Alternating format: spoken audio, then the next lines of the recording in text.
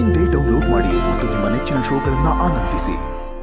ಇವನು ನನ್ನ ಸ್ಥಾನ ಕಿತ್ಕೊಂಡ, ನನ್ನ ನೆಮ್ಮದಿ ಕಿತ್ಕೊಂಡ, ನನ್ನ ಮಾನ ಕಿತ್ಕೊಂಡ, ನನ್ನ ಜೀವನ ಸರ್ವನಾಶ ಮಾಡಿಬಿಟ್ಟ. ಅವ ಕ್ಷಮಿಸಿ ಅಂದ ಕ್ಷಣ ನೀವು ಕ್ಷಮಿಸಿಬಿಟ್ರೆ ನಾ ಸುಮ್ಮನೆ ಇರ್ತೀನಾ? ಇವನ ಜೀವನ ಸರ್ವನಾಶ ಮಾಡ್ತೀನಿ. ಇವನಿಗೆ ನರಕ ನರಕ ತೋರಿಸ್ತೀನಿ. ನರಕ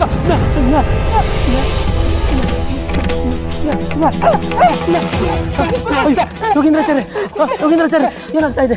ಯೋಗೀಂದ್ರಾಚಾರ್ಯ ಏನಾಗ್ತಾ ಇದೆ? ಯೋಗೀಂದ್ರಾಚಾರ್ಯ ಏನಾಗ್ತಾ ಇದೆ? ತೀರ್ಥ ತಗೊಂಡು ಬನ್ನಿ.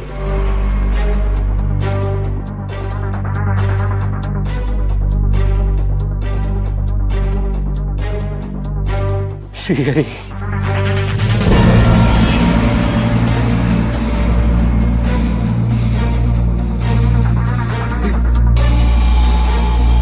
ಅಮ್ಮ, ಈ ಮುಂದೆ ನಾನು ಯಾವತ್ತೂ ಕಳ್ತನ ಮಾಡಲ್ಲಮ್ಮ. ತಗೊಳ್ಳಿ ಅಮ್ಮ, ಭಾಗ್ಯ ತಗೊಳ್ಳಿ ಅಮ್ಮ. ಭಾಗ್ಯ, ನನ್ ಭಾಗ್ಯ, ನನ್ ಭಾಗ್ಯ. ಪ್ರಾಯಶ್ಚಿತ್ತಕ್ಕಿಂತ ದೊಡ್ಡ ಶಿಕ್ಷೆ ಇನ್ನೊಂದಿಲ್ಲಪ್ಪ. ನಿನ್ನಲ್ಲಿ ಕಳ್ಳತನ ಅನ್ನೋ ಮುಳ್ಳು ಇದೆ, ಪ್ರಾಮಾಣಿಕತೆ ಅನ್ನೋ ಹೂವು ಇದೆ. ಆ ಕಳ್ಳತನ ಅನ್ನೋ ಮುಳ್ಳನ್ನ ಕಿತ್ತು ಬಿಸಾಕಿ ಪ್ರಾಮಾಣಿಕತೆ ಅನ್ನೋ ಹೂವನ್ನ ಶ್ರೀಹರಿಗೆ ಅರ್ಪಿಸಪ್ಪ. ಅವನು ನಿನ್ನನ್ನು ಮುಡಿಗೇರಿಸ್ಕೊತಾನೆ. ಆಯ್ತು ಬುದ್ಧಿ. ಶ್ರೀಹರಿ,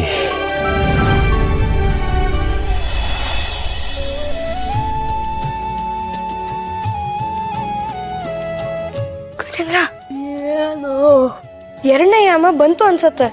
ಅದ್ ಬಂದ್ರೆ ನಾನೇನೋ ಮಾಡ್ಬೇಕು? ಗಂಟೆ ಹೊಡಿಬೇಕು.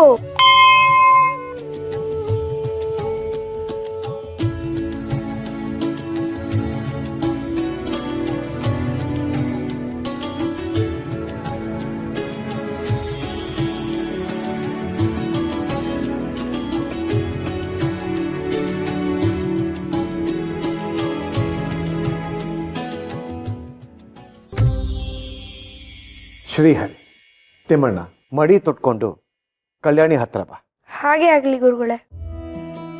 ತಿಮ್ಮಣ್ಣ, ಜೀವನದಲ್ಲಿ ಯಾವಾಗ್ಲೂ ನಮ್ಮದು ನೇರ ನಡೆ, ನೇರ ನುಡಿ ಇರಬೇಕು. ಕೆಲವೊಮ್ಮೆ ಕಷ್ಟ ಕಾಲ ಬಂದಾಗ ಅಡ್ಡದಾರಿ ಹಿಡಿ ಅಂತ ನಮ್ಮ ಮನಸ್ಸು ಪ್ರೇರೇಪಿಸ್ತಾ ಇರುತ್ತೆ.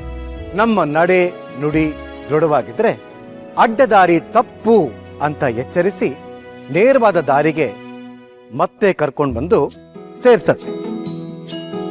ಇದರ ಜೊತೆ ನಮ್ಮ ಉದ್ದೇಶ ಕೂಡ ನೇರವಾಗಿ ಸ್ಪಷ್ಟವಾಗಿ ಇರಬೇಕು. ಆಗ್ಲೇ ನಾವು ನಮ್ಮ ಗುರಿಯನ್ನ ತಲುಪೋದಿಕ್ಕೆ ಸಾಧ್ಯ ಆಗೋದು.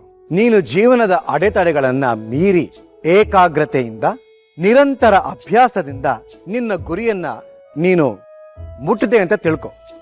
ಆಗ ನಿನ್ನ ಜೀವನ ಪರಿಪೂರ್ಣ ಆಗುತ್ತೆ.